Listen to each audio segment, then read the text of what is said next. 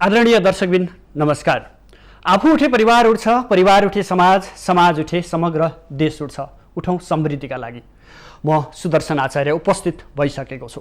दर्शकबिन पक्कै पनि समाजका व्यतिथि, कुसंस्कार र व्याप्त भ्रष्टाचार विरुद्ध आवाज उठाउने हाम्रो कार्य हो। हामी समाजका हरेक गतिविधिलाई नजिकबाट निहालिरहेका हुन्छौँ र त्यसका मूलभूत कुराहरूलाई चिरफार गर्दै त्यहाँको वास्तविकता उजागर गर्ने प्रयत्न गर्छौँ। दर्शकबिन आज हामी फरक विषय र फरक प्रसङ्गका साथ उपस्थित भइसकेका छौँ। आज हामी खास गरेर निजामती सेवा दिवस मनाइँदैछ। आज 17औं निजामती सेवा दिवस मनाइरहँदा नेपालमा निजामती कर्मचारीको अवस्था कस्तो छ? देश सङ्घीयतामा गइसकेपछि विभिन्न स्थानीय निकायसम्म पुग्नुपर्ने निजामती कर्मचारीहरूमा किन पछिल्लो समय बेमती सिर्जना भइरहेको छ र दिवसहरू मनाइरहँदा यसका औचित्यहरू के हुन्छन् र निजामती सेवा अबका दिनमा कसरी अगाडि बढ्नुपर्छ, देश र राष्ट्रको समुन्नतिका लागि निजामती कर्मचारीको भूमिका कस्तो हुन सक्दछ भन्ने यावत विषय र प्रसङ्गमा आधारित रहेर विभिन्न व्यक्तित्वहरूसँग र निजामती कर्मचारीमा आबद्ध व्यक्तित्वहरूसँग साथसाथै विभिन्न पेसामा आबद्ध, विशेष गरेर निजामती सेवामा सेवा लिइरहनुभएका र सेवा निवृत्त हुनुभएका व्यक्तित्वहरूसँग पनि जोडिएर कुराकानी गर्ने प्रयास गर्नेछौँ। दर्शकबिन हरेक वर्ष आजका दिन निजामती कर्मचारी दिवस मनाउने गरिन्छ। खास गरी 2013 सालमा निजामती सेवा ऐन जारी भएको दिनलाई सम्झेर प्रत्येक वर्ष भाद्र 22 गते निजामती सेवा दिवस मनाउन थालिएको हो। खास दिवस 2061 सालदेखि यसलाई दिवसको रूपमा मनाउन थालिएको छ। निजामती सेवाबारे जनचासो बढोस्, यसको गतिविधिमा वृद्धि होस्, सुशासन कायम गर्न यस सेवाको भूमिका उल्लेखनीय रहोस् भन्ने उद्देश्यका साथ यो दिवस मनाउन लागि हो र दिवस मनाइरहँदा र 17औं दिवससम्म आइपुग्दा समग्र निजामती सेवा कस्तो रह्यो र आगामी दिनमा अब कसरी अगाडि बढ्नुपर्छ भन्ने विषय र प्रसङ्ग आजको मूलभूत विषय हुनेछ।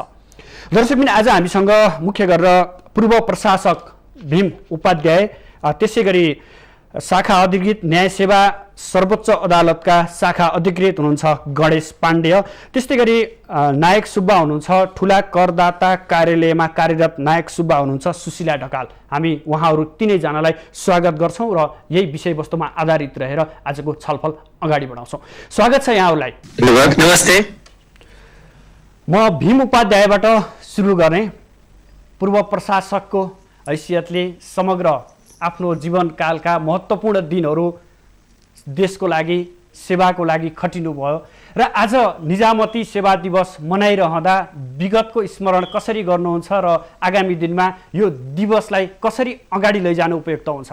यो दिवस एक दिन मनाउने त ठिकै छ, होइन, स्मरण गर्ने हो। आफ्नो विगतमा के काम गर्यो त्यसको चाहिँ आफूले मूल्याङ्कन गर्ने, आगामी दिन कसरी लैजान्छ त्यसको पनि एक किसिमको प्रतिबद्धता जाहेर गर्ने दिनको रूपमा निजामती दिवस मनाउनु राम्रो कुरा छ, होइन। यो परम्परा रूपमा सुरु भएको छ। अब यसलाई चाहिँ यसको औचित्य प्रमाणित चाहिँ नि हाम्रो निजामती सेवा कति प्रभावकारी भयो, कति निष्पक्ष भयो, कति चाहिँ नि उत्पादकमूलक भयो, कसरी चाहिँ जनताको सन्तुष्टि कति बढ्दैछ, यी सबै धेरै इन्डिकेटरहरू जनता, आखिर सेवा दिने जनतालाई हो, जनताको लागि हो। आफूले त सबैलाई लाग्ला कि मैले एकदम राम्रो काम गरेको छु, ठिक काम गरेको छु, मैले चाहिँ कुनै गल्ती गरेको छैन भनेर भएन नि, जनताले पायो कि पाएन भन्ने त्यो इन्डिकेटरको रूपमा यसलाई चाहिँ नि हेरेर यसको मूल्याङ्कन गर्दै जानुपर्ने हुन्छ। जनताको दृष्टिकोणबाट जबसम्म कुनै पनि राजकीय सेवाहरू, राष्ट्रले, सरकारले दिने सेवाहरू, राज्यले दिने सेवाहरू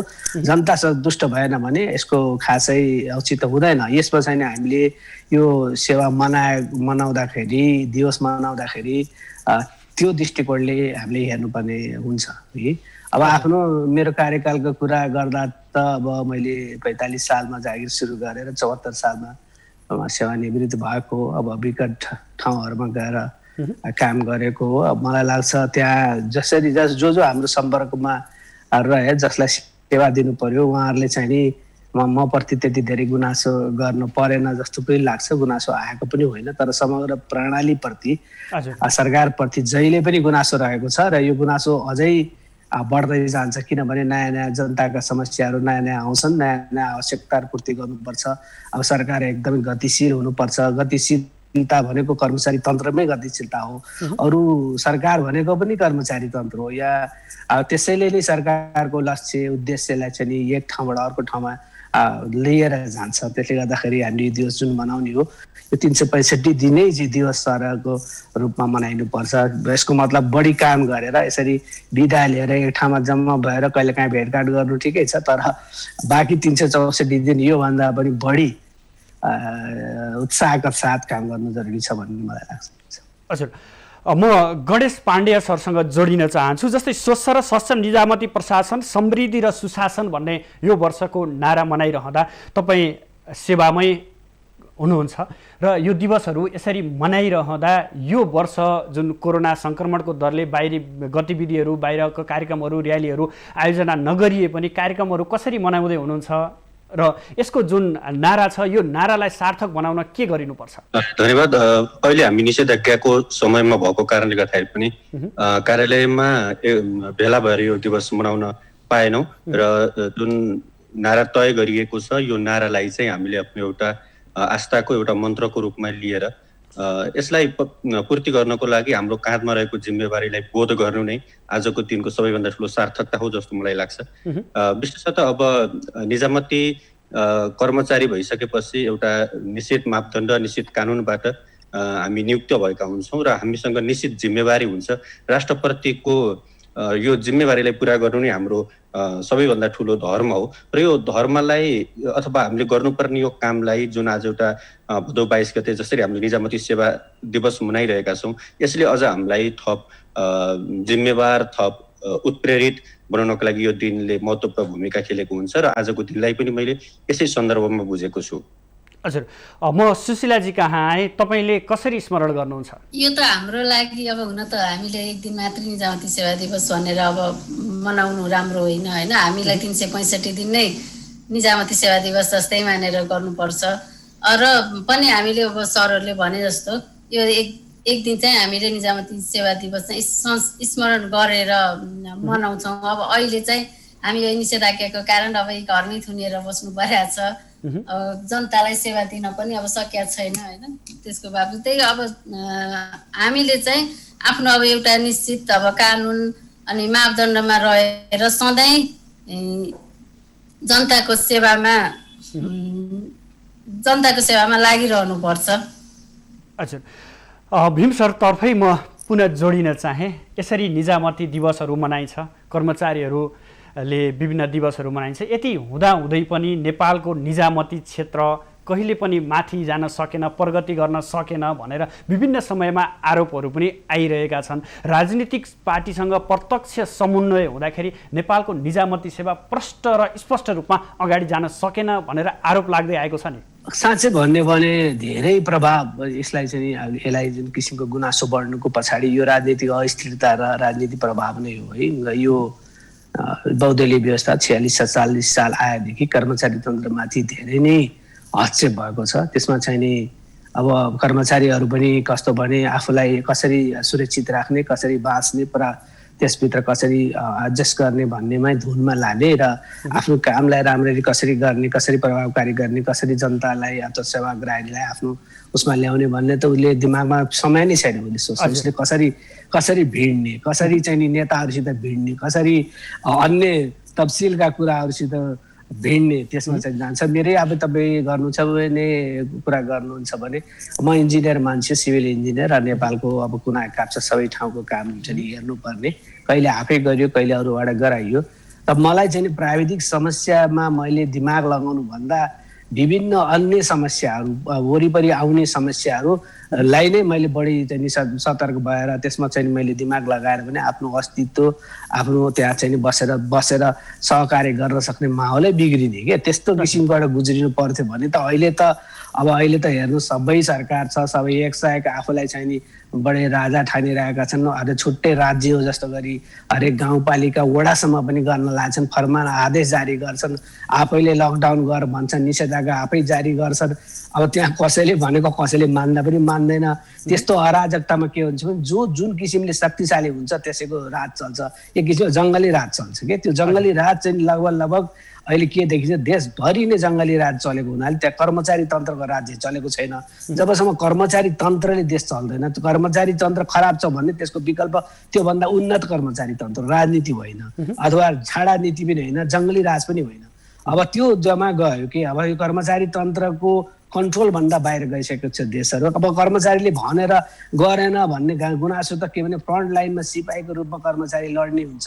बस्ने भएपछि जनताले चाहिँ नि झगडा कोसित हुन्छ भने डेलिभरी गर्ने ढोका अथवा झ्यालमा त कर्मचारी बस्छ नि। अनि सबभन्दा पहिला सेना अथवा सिपाही जुन पर्छ त्यसैले चुटाइ खान्छ, त्यसैले गोदाइ खान्छ भने जस्तो त्यसैले आरोप खेपिरहेको छ। त्यसको पछाडि के छ कसो छ भने जनतालाई मतलब पनि हुँदैन। उसलाई चाहिँ जहाँसम्म छ उसलाई डेलिभरी चाहियो, उसले कार्य सम्पादन चाहियो, उसले भनेको बेलामा फटाफट चाहियो, घुसखोरी कम हुनु पर्यो, सबै कुरा जनताको अपेक्षामा त कसले चाहिँ त्यसको घात पहिले चोट खपिरहेछ भने त कर्मचारीले खपिरहेछ। तर त्यसमा नियन्त्रण गर्ने त्यसको माहौलको बारेमा कसले सोच दिनुपर्छ भने माथिका कर्मचारी, त्योभन्दा माथिको नेता, सरकारले सोच्नुपर्ने। त्यता चाहिँ ध्यानै नगएको हुनाले अहिले तपाईँले निरन्तर रूपमा दैनिक रूपमा हिजोभन्दा आज गुनासो बढ्ने, आजभन्दा भोलि बढ्ने र समस्याहरू एकदम जटिलताको रूपमा समस्याहरू आउने, सङ्कटहरू आउने। कोरोना जस्तो सङ्कट आउँदा यसले बहुआयामित जुन अप्ठ्यारो पारेको छ त्यसले कर्मचारी तन्त्रलाई पनि पारेको छ। एउटा दिवस मनाउन पनि पाइएन भनेपछि स्थिति यो अझ कति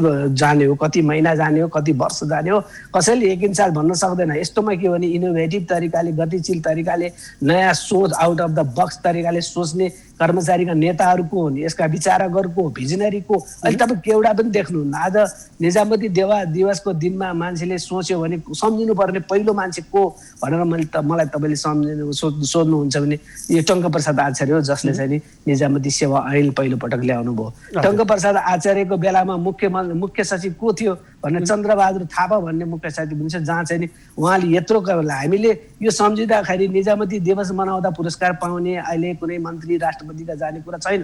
हामीले प्रेरणा लिने व्यक्तित्व को हो त हामीले टङ्कप्रसाद आचार्यलाई कति सम्झ्यौँ, चन्द्रबहादुर थापालाई कति सम्झ्यौँ। पहिलाका मूर्धन्य चाहिँ ब्युरोक्र्याटहरूको सम्झना गरेर तपाईँलाई त्यो बनाऊ लाग्छ कि लाग्दैन, प्रेरणा दिन्छ कि दिँदैन। यस्ता दिवसको दिन सम्झिनु पर्ने कुराहरू, प्रेरणा लिनुपर्ने कुरा हो। यो कुनै मनाएर हामी त एकदम पर्व चाडपर्व मनाउने जाति हो। हामी नेपाली समाजै सधैँ तिथि हुन्छ, हेर्नु 14-15वटा तिथि, जुन महिनाको 2टा पक्षमा 14 दिन 28-30वटा तिथि हुन्छ। त्यसमै तिथि पवित्र तिथि सबै उत्सव हो।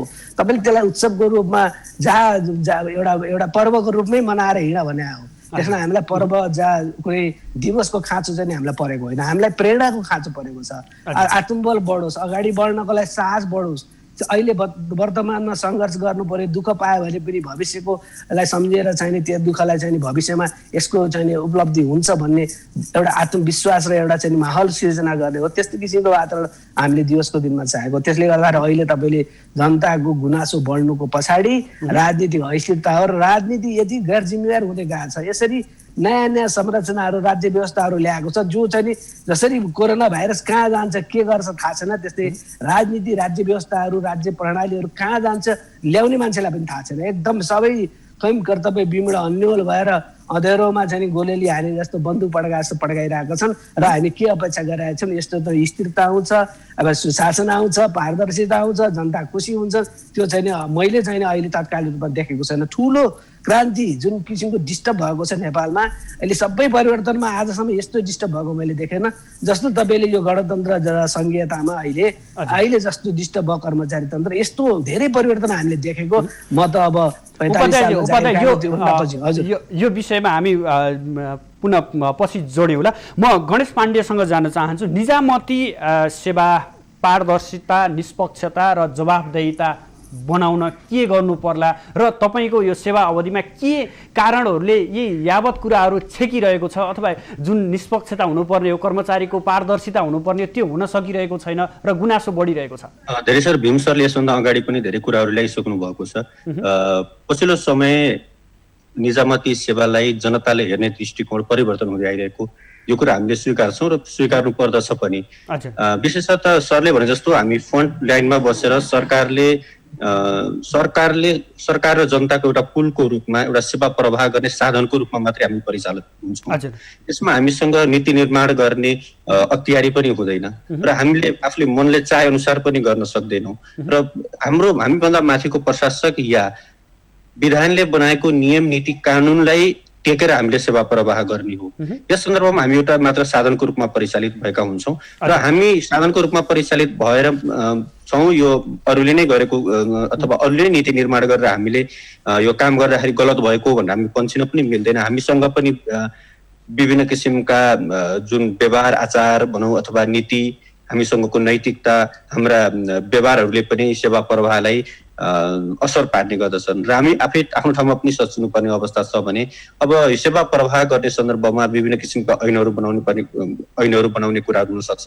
त्यसै गरी नागरिक शिक्षाका कुराहरू हुन सक्छ। यी कुराहरूमा पनि ध्यान दिनु उत्तिकै जरुरी छ र यहाँले भन्नुभयो जस्तो जवाफदेही, निष्पक्ष, पारदर्शी बनाउनको लागि के गर्नुपर्छ भन्ने सन्दर्भमा विभिन्न कुराहरूमा हामीले सुधार ल्याउनु जरुरी छ। हामीसँग नीतिगत सुधारको आवश्यकता छ। अहिले पनि हामी 49 सालमा रहेको निजामती ऐन टेकेर काम गरिरहेका छौँ।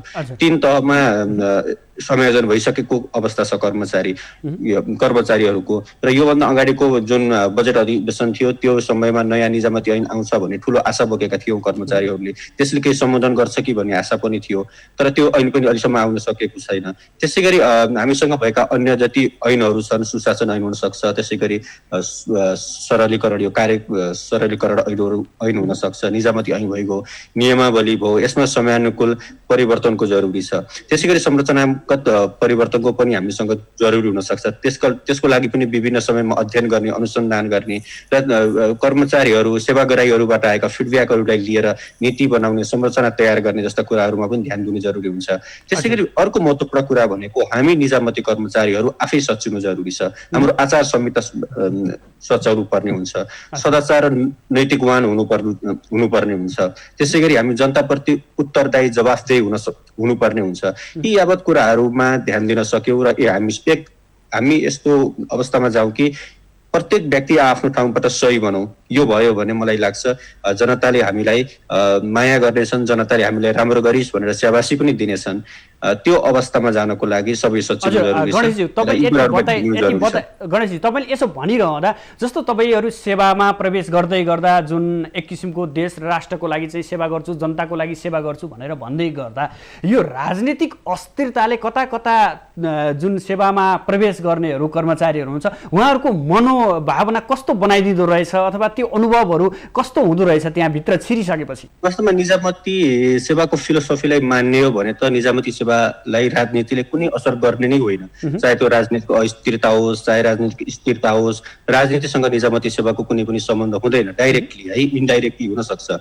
जस्तो तटस्थताका कुरामा त्यो कुनै समय हुन सक्छ। त्यो सरकारले बनाएको नियम कानुन अथवा सरकारले घोषणा गरेका कार्यक्रमहरू यो फल्लो सरकारले गर्यो, फल्लो पार्टीको सरकारले गर्यो, यो म मान्दिनँ भन्न हामीले पाउँदैनौँ। त्यो हकमा हामी कुनै पनि कुरामा हामी राजनीतिप्रति कति हामी जोडिन्छौँ होला। तर राजनीतिक जुन पछिल्लो समय नेपालमा राजनीतिक अस्थिरता अथवा भन्दा पनि मलाई कस्तो लाग्छ भन्दा राजनीतिक प्रभाव निजामती सेवामा छ भन्छु मैले। जस्तो हाम्रो निजामती सेवा ऐनले राष्ट्रिय स्तरका ट्रेड युनियनहरूलाई स्वीकार गरेको अवस्था छ र त्यस्ता खालका ट्रेड युनियनहरू चाहिँ राजनीतिबाट प्रभावित छन् र त्यसले गर्दाखेरि पनि हामीसँग कति राजनीतिको गन्ध छिरेको छ एकातिर।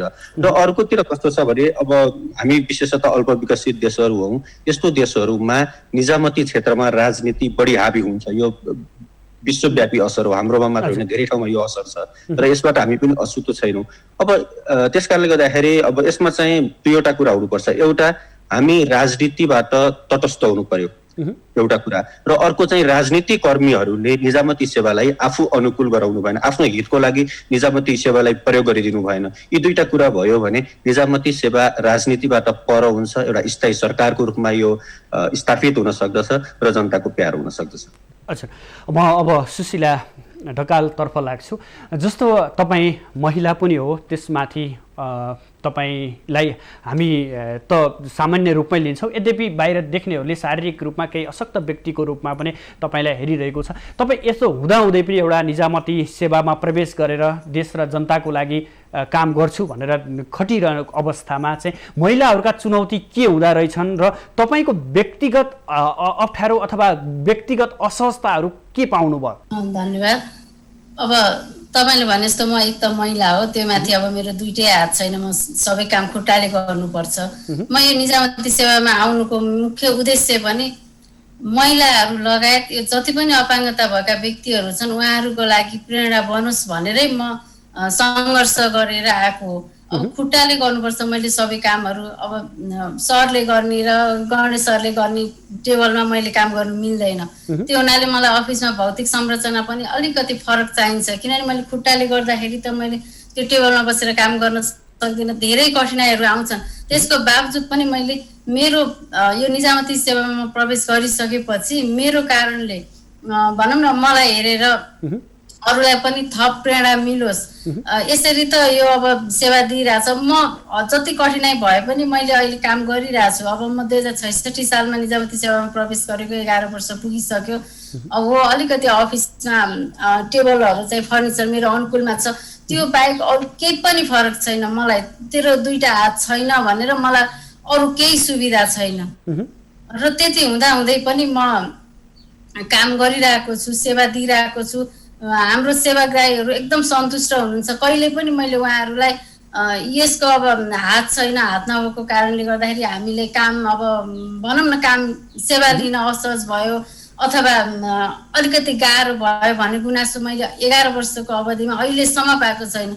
अझ बरु के भन्नुहुन्छ सेवाग्राहीले भने ओहो म्याम तपाईँकोमा आएपछि त हामी एकछिन पनि रोकिनु पर्दैन भने जस्तो अब हुन्छ नि, अब उहाँहरूले हौसला दिनुहुन्छ अनि त्यसले नै गर्दाखेरि म अगाडि बढेर काम गरिरहेको छु। हजुर, जस्तो तपाईँको 11 वर्षका अनुभवहरू बताइरहँदा सरकारी सेवा अथवा सरकारी कार्यालयहरूमा तपाईँहरूको लागि अपाङ्ग मैत्री वातावरण कतिको छ त? तपाईँसँग सहकार्य गर्ने कर्मचारीहरूदेखि लिएर तपाईँको पदभन्दा माथिल्लो पदमा रहेका व्यक्तिहरूले गर्ने व्यवहार कस्तो पाउनुहुन्छ? अरू त अब सबै ठिक छ। भौतिक संरचनाको कुरा गर्नुहुन्छ भने हाम्रो नेपालमा त त्यो छँदै छैन भन्दा पनि हुन्छ। अब मेरो हकमा चाहिँ मैले खुट्टाले गर्छु, त्यो टेबलमा मलाई गाह्रो हुन्छ, त्यो भएर म बस्ने चेयर बराबरको कम्प्युटर टेबल छ, सबै कम्प्युटरदेखि हरेक कुरा मलाई चाहिने कुराहरू सबै त्यो टेबलमा राखेर गर्छु। त्यो हुँदाखेरि मलाई चाहिँ अब भयो के अरे भौतिक मेरो हकमा चाहिँ त्यो अब मैले गर्न सक्ने भयो। अर्को तपाईँको प्रश्न अनुसार अब मेरो साथीहरू अनि मेरो अफिसको अब सिनियर सरहरू उहाँहरूबाट चाहिँ कुनै पनि त्यस्तो छैन। उहाँहरूको एकदम म प्रति कोअपरेटिभ हुनुहुन्छ। मैले गर्न नसक्ने कुराहरू चाहिँ अब उहाँहरूले कसरी हुन्छ मलाई सजिलो बनाइदिनुहुन्छ, त्यो चाहिँ छ। साथीहरू पनि सबैजना सहयोगी हुनुहुन्छ। त्यसै कारणले गर्दा न म यहाँसम्म आइपुग्न सफल भएको छु। हजुर, यही बिचमा जस्तै अघि म गणेश सरलाई पनि यही प्रश्न गरेको थिएँ, जस्तो निजामती कर्मचारीभित्र रहँदै गर्दा सेवा दिइरहँदा त्यहाँनिर राजनीतिक कुराहरूले कतिको प्रभाव पार्ने देखियो र राजनीतिक कामहरू लिएर अथवा त्यसका सोर्स फोर्सहरू लगाउने कामहरू गर्नको लागि कतिको मान्छे आउनु गरेका छन् र यसलाई समग्रमा चाहिँ राजनीतिले कतिको प्रभाव पार्ने देख्नुहुन्छ? मेरो तहको काममा भनौँ न म त एउटा नायक सुब्बा हो। सरहरू त अब सर प्रशासकबाट अब रिटायर्ड भएर बस्नु भएको छ, सर अधिकृत हुनुहुन्छ। मेरो तहमा राजनीतिले चाहिँ केही फरक पार्दैन। मेरोमा सामान्य काम लिएर करदाताहरू आउनुहुन्छ, गरिदिन्छु जानुहुन्छ। मेरोमा चाहिँ राजनीतिले केही पनि फरक पार्दैन, केही प्रभाव पार्दैन। अच्छा, भीम सर, जस्तो विगतका सरकारहरू अस्थिरता भए भनियो, यो सरकार त एउटा दीर्घकालीन छ, झन्डै 2/3 बहुमत नजिकको सरकार पनि छ। यो अवस्थामा पनि कर्मचारी तन्त्र उस्तै देखियो, निजामती सेवा उस्तै देखियो, केही फरक केही फेरबदल आउन सकेन नि? यो अस्थिरता एउटा नीति भन्छ, खास गरी सरकार स्थिर कि अस्थिर भन्ने नीतिमा हो कि। अब नीति अस्थिर भयो भने सरकार मान्छे चाहिँ आउने जाने खासै मतलब हुँदैन। कर्मचारीहरू पनि कि अब यो विज्ञताको लागि एक ठाउँमा अनुभव भयो भने काम गर्न त्यसपछि सजिलो। कुनै पनि काम निरन्तर रूपमा गर्ने मान्छेलाई जति गाह्रो काम भयो भने त्यो काम उसको लागि सजिलो हुन्छ र पहिलोचोटि अथवा सुरुमा काम गर्न जति सजिलो काम भयो भने त्यो कर्मचारीले गाह्रो हुन्छ कि त्यो अभ्यस्त हुनुपर्छ।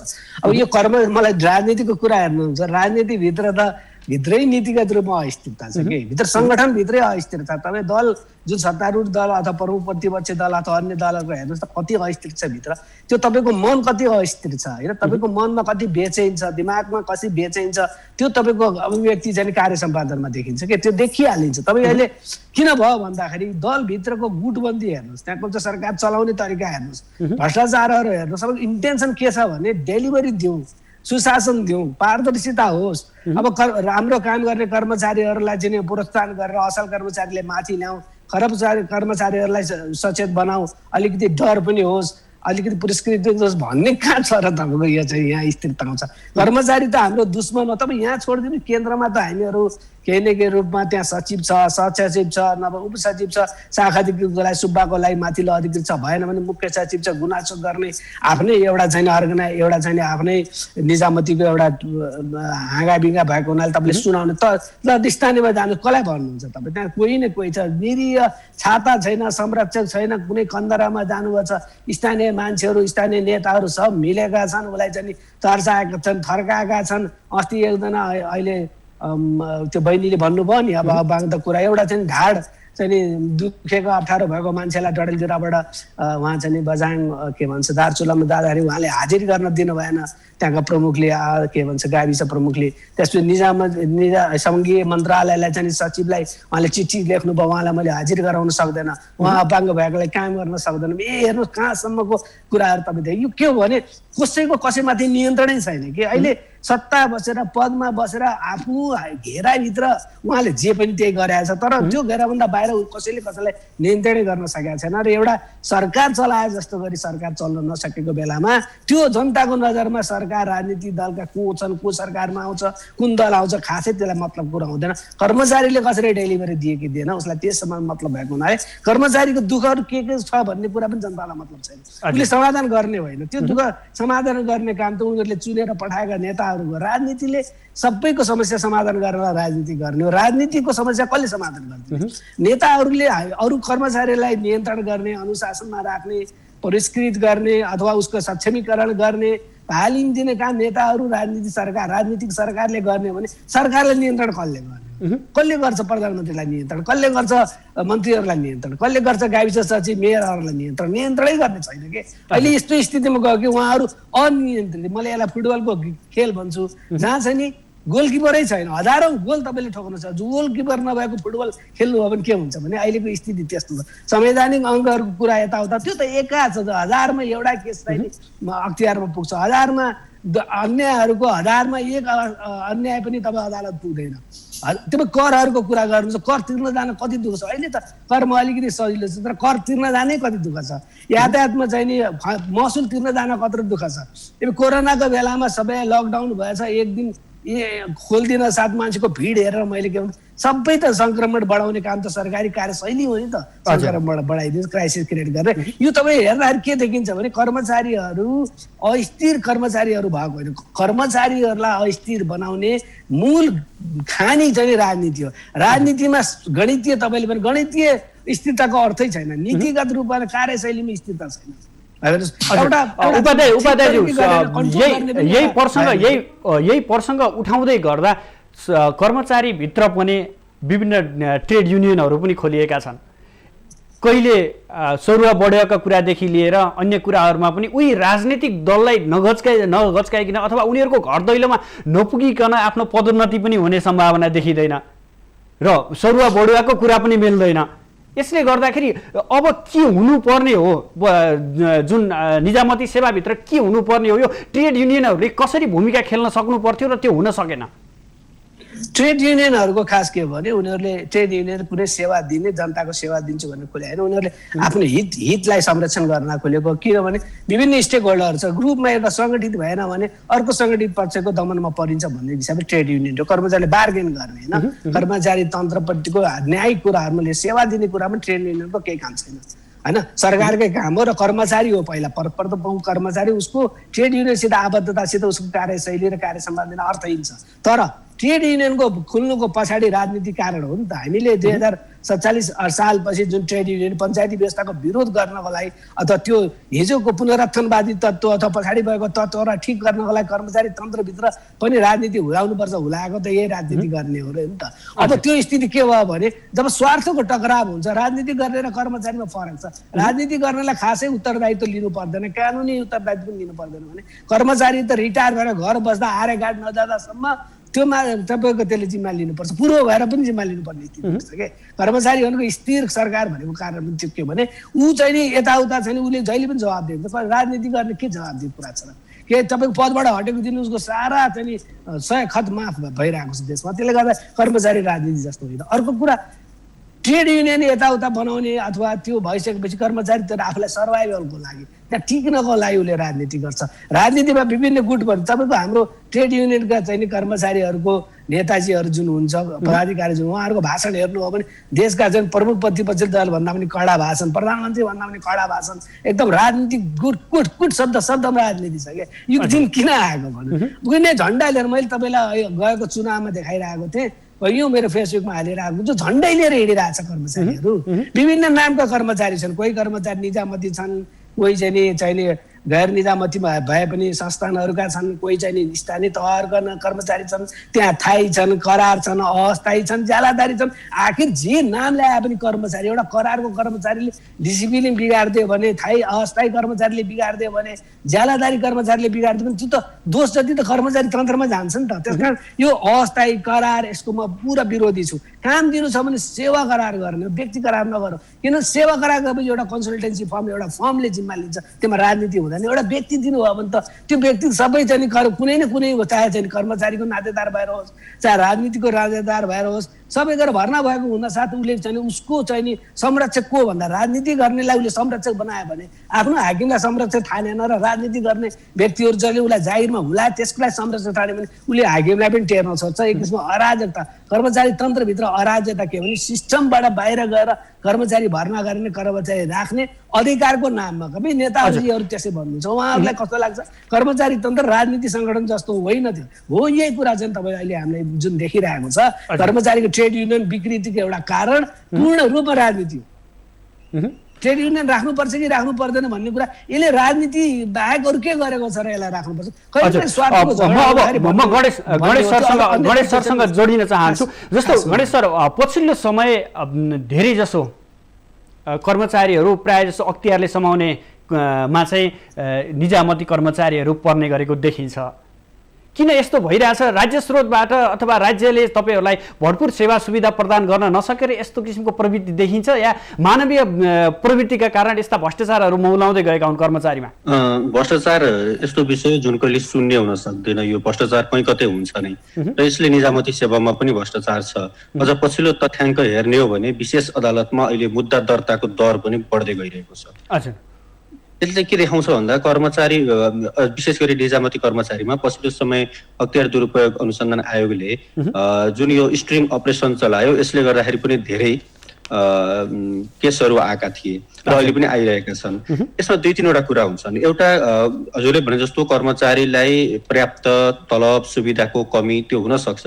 तर त्यो हो भन्दैमा भ्रष्टाचार गर्नु चाहिँ हुँदैन भ्रष्टाचार एउटा अपराध नै हो भ्रष्टाचार गर्नु हुँदैन भ्रष्टाचार गर्दिन म भ्रष्टाचार गर्ने छैन भनेर नै हामीले जागिर खाएको तर मानवीय व्यवहार अब त्यो मानिसहरूले अब आफ्नो आवश्यकता परिपूर्ति गर्न हो वा बढी महत्त्वकांक्षी भएर हो मान्छेले भ्रष्टाचार गर्छ र त्यो भ्रष्टाचार नेपालमा पनि भइरहेको छ हाम्रो निजामती सेवामा पनि भइरहेको छ र अहिले पछिल्लो समय भ्रष्टाचारका मुद्दाहरू थपिँदै पनि आएका छन् यो एकदमै दुःखद कुरा हो भ्रष्टाचार अपराध हो यो गर्नु हुँदैन यो गर्दिन भनेर हामी सबैले आफूमा एउटा आत्मविश्वास ल्याउनुपर्छ र भ्रष्टाचारबाट टाढा हुनुपर्छ यही नै हो मेरो यसमा हजुर जस्तो अर्को यहीँनिर अर्को प्रसङ्ग पनि जोडे जस्तो सरकारले यो स्थानीय तह संरचनाहरू बनिसकेपछि स्थानीय तहसम्म अथवा दूर दराजसम्म कर्मचारीहरूलाई पुर्याउने भनिरहँदा कर्मचारीहरूबाटै असहयोग हुनु र अर्को कुरा चाहिँ सरकारले जबरजस्ती लान्न खोज्नु र कर्मचारीहरू चाहिँ जुन सेवा प्रवेश गर्ने बेलामा हामी सरकारले खटाएको अथवा राज्यको नीति नियम अनुसार जस्तोसुकै काम र जुनसुकै स्थानमा पनि जान तयार छौँ भन्ने कुराहरू पनि हुन्छ। यो हुँदाहुँदै पनि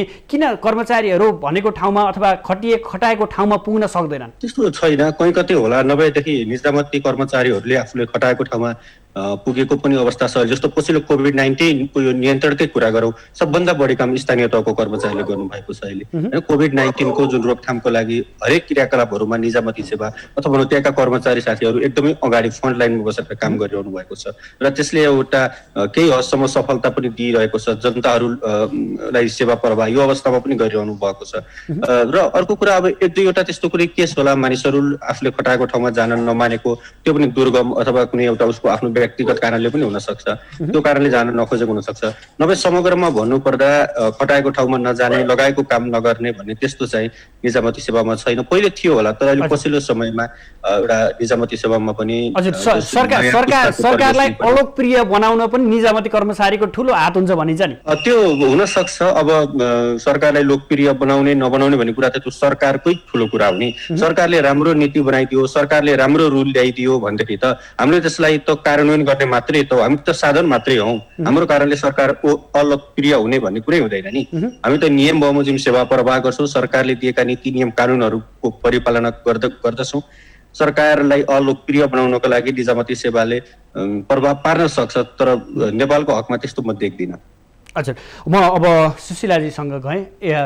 यावत कुराहरू गरिरहँदा अब निजामती कर्मचारी कस्तो हुनुपर्छ र आगामी दिनमा कसरी अगाडि बढ्न सक्यो भने समग्र देश र स्वयं निजामती कर्मचारीको हकितको हुन सक्छ? सरहरूले भने जस्तो निजामती कर्मचारी एकदम स्वच्छ निष्पक्ष भएर र अनि त्यसपछि यो म जनताको सेवक हुँ र म जनतालाई सेवा गर्नुपर्छ भन्ने चाहिँ एउटा अटोट मनमा लिनुपर्छ। अनि त्यसरी काम गर्यो भने चाहिँ अनि जनताले पनि सेवा पाउँछन्, हामी पनि सन्तुष्ट हुन्छौँ। त्यसरी नै अगाडि बढ्नुपर्छ। हजुर, अघिल्लो वर्ष निजामती पुरस्कार पाउने कर्मचारीहरूमा तपाईँको नाम पनि थियो, तपाईँले पुरस्कार पनि थाप्नु भएको थियो। यो पुरस्कार थापिरहँदा त्यति बेला अथवा अघिल्लो साल पनि सर्वोत्कृष्ट निजामती पुरस्कार भनेर नाम कसैको सुनिएन र यो वर्ष पनि कसैको नाम जोडिएन। के साँच्चीकै कर्मचारीहरू सर्वोत्कृष्ट हुन नसकेका हुन्? अब खै त्यो त अब विगत अब कति वर्षदेखि अब सर्वोत्कृष्ट चुनिन सकेका छैन। अब त्यो केही मापदण्ड होला होइन, सरकारको अब त्यो पुरा भएन होला, त्यो अब मलाई राम्रोसँग थाहा भएन। तर अब मलाई जहाँसम्म लाग्छ, मैले चाहिँ अब मेरो पदमा रहेर, म त एउटा नायब सुब्बा हो होइन, अब म धेरै ठुलो पदमा पनि छैन, मेरो पदमा रहेर उत्कृष्ट सेवा गरेर उत्कृष्ट काम गरेर नै होला मलाई 2075 सालको निजामती सेवा पुरस्कार प्रदान गरिएको थियो गत वर्ष।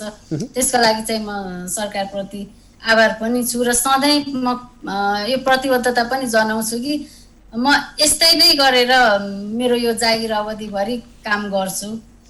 हजुर, भीम सर, किन सर्वोत्कृष्ट कर्मचारीहरू बन्न सकेन? निजामती कर्मचारीहरू सधैँ उत्कृष्ट मात्रै आए नि पछिल्लो केही वर्ष यता।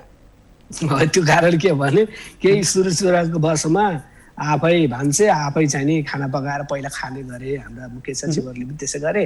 अब माथि माथि बस्नेले अब सबभन्दा ठुलो पुरस्कार 1.5-2 लाख कति पाइन्छ, त्यो चाहिँ नि त्यो एउटा खाने दाउजे जस्तो गरेर अब अरू विभिन्न किसिमले नपुग्यो, यही भए पनि बाँडेर खाउँ न जस्तो कारणले गर्दाखेरि पछि चाहिँ केही समयपछि यो चाहिँ ज्यादा नै आलोचित हुन थाल्यो। आलोचित भएपछि यसलाई राम्ररी सुधार गर्नुभन्दा यसलाई हटाए सरै छ। एक किसिमको तपाईँले जस्तो अहिले सरकारमा सहायक मन्त्री भन्ने हुँदैन नि, कोही मान्छेले सहायक मन्त्री नै खाँदैन।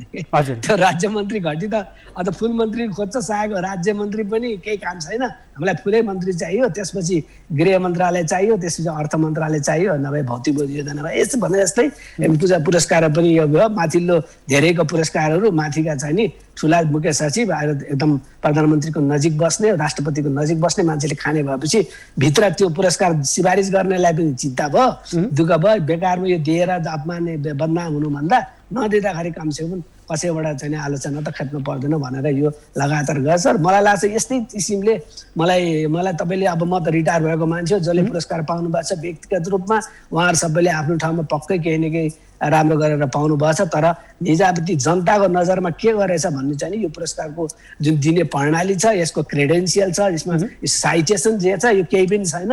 यो भाग बन्डामा खाएछ, यसलाई यहाँको दिउँ, प्रधानमन्त्रीको लागि यो दिउँ। अहिले भन्दै थियो 10वटा उत्कृष्ट जुन पुरस्कारहरू छ त्यसमा 9जना मान्छे काठमाडौँका छन्, एकजना झापाको छ रे। अब हामी कार्यक्रमको अन्तमा पनि पुगेका छौँ। यो जुन सरकारको संरचना अनुसार स्थानीय प्रदेश र सङ्घको संरचना बन्यो, यसपछि स्थानीय तहमा झनै भ्रष्टाचारहरू मौलाए नि, त्यसमध्ये पनि निजामती कर्मचारीहरू धमाधम अख्तियारको फन्दामा परिरहेका छन् नि। त्यो त उसको अब कर्मचारी माध्यमबाटै गर्ने हो। खास गरी तपाईँले अघि भ्रष्टाचारको कुरा, भ्रष्टाचारमा दुईटा कुरा, एउटा घुसखोरी हुन्छ, एउटा भ्रष्टाचार हुन्छ के। अब दुईटा भ्रष्टाचारभित्र घुसखोरीमा अहिले तपाईँले पकडेको जुन तपाईँ देख्नुहुन्छ नि अख्तियारले केही पनि होइन, भ्रष्टाचार पकडेकै छैन। उसले घुसखोरीमा पकडेको छ, क्यास पकडेको छ। घुसखोरी भनेको मान्छेले व्यक्तिको एउटा आचरण हो कि, भ्रष्टाचार भनेको सिस्टम हो। भ्रष्टाचारिक सिस्टममा तपाईँले देख्नु ठुला भ्रष्टाचारको कुनै पनि हात हालेको छैन नि त, सक्दै सकेन। त्यहाँ प्रधानमन्त्री, मन्त्री, सचिव, मुख्य सचिव सब परिरहेको, कसले कारवाही गर्ने? त्यसमा भ्रष्टाचार चाहिँ नि ठुलोले गर्छ, घुसखोरी चाहिँ नि जसले पनि गर्छ, जसले पाए आफ्नो हातमा पैसाको ट्रान्जेक्सन तलमाथि जसले गर्छन् त्यसले घुसखोरी गर्छ। अहिले अख्तियारले समात्यो भनेको घुसखोरीहरूलाई हो। 1 लाख, 2 लाख, 4 लाख, 50,000 हेरी त्यो पनि असारतिर अलिकति उनीहरूको अन्तिम क्लोजिङ हुन्छ। क्लोजिङ हुँदाखेरि लेनदेन चाहिँ नि भक्कै त्यहाँ क्लोजिङ हुन्छ। त्यतिखेर त्यो यो देशको लागि तपाईँ भ्रष्टाचारको तुलनामा यो अख्तियारले गरेको मलाई लाग्छ 10,000मा 1 भाग पनि होइन। हजुर, यतिमै यसलाई चाहिँ यति कार्यकोज भइसकेको छ कि अब यसले अरू कुरा गर्ने भ्याउँदैन। ठुलो कुरा हेर्नलाई यस्तो समय पनि छैन, जनशक्ति पनि छैन, त्यो क्षमता पनि छैन कि, अब प्रविधि पनि छैन। त्यस कारण घुसखोरीहरूलाई पकड्दै हिँडिरहेको, काम देखाएको कुनै पनि औचित्यहीन तरिकाले भइरहेको छ। खास गरी तपाईँले म अर्को पक्षमा भन्छु, सबभन्दा खराब अहिले स्थिति भ्रष्टाचार भन्दा पनि अनियमितता खतरनाक छ। जे मन लाग्यो गर्ने, कानुन मिच्दिने, नियम मिच्दिने, पद्धति मिच्दिने र लथालिङ्ग भएर पुरा शरीरभरि सुगर र चाहिँ नि तपाईँको ब्लड प्रेसर बेरेज बढे जस्तो कर्मचारीको शरीर तन्त्रको शरीरमा बढेको छ। त्यसको लागि हेर्ने कुनै निकाय छैन है। फेरि अचम्म कुरा त्यो छ। भ्रष्टाचार हामी अन्तमा पनि अहिले तपाईँले बिग्रिरहेका कारणै यही। हामी कार्यक्रमको अन्तमा पनि छौँ। गणेशजी, अब निजामती सेवालाई अझ पारदर्शी, निष्पक्ष र जनउत्तरदायी बनाउन के गरिनुपर्छ? अब नीतिगत सुधारका कुराहरू छन्। नयाँ ऐन बन्दैछ, हाम्रो निजामती सेवा ऐन बन्दैछ। त्यसमा पनि अब नीतिगत किसिमले हामीले यसभन्दा अगाडि कहाँ चुक्यौँ त्यसलाई चाहिँ सही तरिकाले मूल्याङ्कन गरेर त्यसमा सुधार ल्याउनु एउटा जरुरी छ। त्यसै गरी हामीसँग भएका संरचनाहरू छन्, अख्तियार छ, हामीसँग लोकसेवा आयोग छ, राष्ट्रिय सतर्कता केन्द्र लगायत हामीसँग भएका अन्य जति जुन संरचनाहरू छन् यिनीहरूमा पनि सुधार ल्याउनु जरुरी हुन सक्छ। त्यसै गरी त्योभन्दा अझै ठुलो कुरा, महत्त्वपूर्ण कुरा भनेको हामी आफै कर्मचारी सक्षम धेरै जरुरी छ। हाम्रो अहिले पछिल्लो समय लोकसेवा आयोगको कोर्सहरूमा सदाचार र नैतिकतालाई बढी प्राथमिकता दिएको छ। यसको अर्थ के, हाम्रो आचार संहिता हामीले सुधार्नु जरुरी छ र हामी नैतिकवान बन्नु जरुरी छ। हामी जनताप्रति उत्तरदायी, हामीले आफूले गर्नुपर्ने कामप्रति हामी उत्तरदायी हुनु जरुरी छ। आफैमा आफू सच्चिसकेपछि मलाई लाग्छ हरेक व्यक्ति सच्चियो भनेदेखि समग्र रूपमा निजामती सेवा पनि सच्चिन्छ। यसका लागि कर्मचारी, त्यसै गरी हाम्रो नीति निर्माताहरू, हाम्रो जुन विधायिका छ त्यो लगायत उच्च तहमा बसेर रहनुभएका जुन प्रशासकज्यूहरू र हामी सम्पूर्ण कर्मचारीहरू एक आपसमा आफ्नो ठाउँबाट आफ्नो आचार सुधार गर्नेले आचार सुधार गर्नु पर्यो, नैतिकवान हुनु पर्यो, कर्मचारी जुन सेवाग्राहीप्रति चाहिँ हामीहरू उत्तरदायी हुनु पर्यो। त्यसै गरी प्रशासकहरू पनि आफ्नो ड्युटी सही तरिकाले पुरा गर्नु पर्यो। सुशीलाजीतर्फ जोडिन्छ। अब महिलाहरूलाई निजामती सेवामा आकर्षित गर्नको लागि के गर्नुपर्छ छोटकरीमा? म एकजना महिला, त्यसमाथि पनि अपाङ्गता भएको महिला। यो अपाङ्गता भएका महिलाहरूको सवालमा भन्नुहुन्छ भने हाम्रो टाइम एउटै छ के, त्यो आरक्षणको व्यवस्था त गर्यो होइन, तर अरू कुरा केही पनि सोचेर केही गर्न सकेको छैन। त्यो हुनाले म चाहिँ के भन्छु भने जति पनि महिलाहरूको लागि बोल्ने त धेरैजना हुनुहुन्छ, यो अपाङ्गता भएका व्यक्तिहरूलाई चाहिँ यो निजामती सेवामा आउन प्रोत्साहन गर्ने खालको ऐन ल्याउनुपर्छ, ऐनमा परिमार्जन गरेर भौतिक पहुँच हुनुपर्छ, कार्यसम्म पुगेर काम गर्नको लागि वातावरण बन्नुपर्छ। म त्यही भन्छु। हुन्छ, समग्रमा आज हामी निजामती कर्मचारी दिवसको अवसरमा पारेर खासमा निजामती सेवाभित्र के कस्ता गतिविधि भइरहेका छन् जसले गर्दाखेरि निष्पक्ष रूपमा सेवाग्राहीलाई सेवा दिन सकिरहेको छैन र यसमा राजनीतिले कतिको प्रभाव पार्छ भन्ने समग्र विषयमा कुराकानी गऱ्यौँ। यसमा सहभागी भइदिनु भयो यहाँहरू तिनैजनालाई धन्यवाद। धन्यवाद, नमस्ते। दर्शकबिन, आज हामी खास गरेर निजामती सेवा दिवस मनाइरहँदा यसका चुनौतीहरू के हुन सक्छन्, अब निजामती सेवालाई थप बलियो बनाउन र सरकारलाई सफल रूपमा अगाडि बढाउन निजामती सेवाका कर्मचारीहरू कस्तो भूमिका रहन सक्छ भन्ने विषयमा आधारित रहेर विभिन्न व्यक्तित्वहरूसँग कुराकानी गर्ने प्रयास गर्यौँ। भोलि पुनः फरक विषय र प्रसङ्गका साथ उपस्थित हुनेछौँ। तबसम्मको लागि बिदा दिनुहोस्। नमस्ते।